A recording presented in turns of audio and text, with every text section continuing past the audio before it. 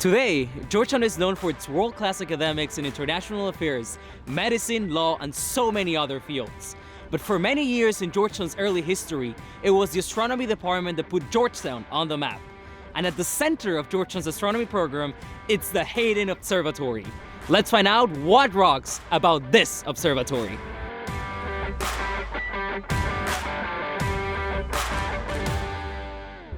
In 1841, a Jesuit priest at Georgetown named Father James Curley toured the US Navy's depot of charts and instruments when he ran across what he called a beautiful little instrument made in Munich that performed astronomical observations. Inspired, Father Curley set out to build a full-fledged observatory at Georgetown. He found the perfect spot on a hilltop on the west side of campus, rising 150 feet above the Potomac River. The observatory was completed. Father Curley would remain the director of the observatory for nearly 50 years. He also made an important discovery when he calculated the precise longitude of Washington, D.C. in 1846. Georgetown literally helped put D.C. on the map. Father Curley was just one man in a long line of Jesuit astronomers. Ever since the founding of the Jesuits in the 16th century, Jesuits have studied the stars. Even today, Jesuits run the Vatican Observatory. It wasn't until Father John G. Hagen took over the observatory in 1888 that Georgetown became one of the most renowned astronomy programs in the world. Father Hagen would be the first to discover that the position of the Earth on its axis of rotation was not constant.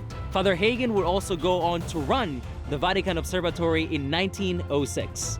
Over the next half-century, multiple Georgetown astronomers followed in his footsteps and made significant contributions to the field. Another Jesuit, Father George Fargas, invented the photochronograph, the first instrument to photograph stars' transits. His invention would become the basis of modern methods to determine time through astronomical photographs. And in 1949, John Peter Hagen, who helped invent radar technology at the Naval Research Laboratory, became the first person in the world to earn a doctorate in radio astronomy.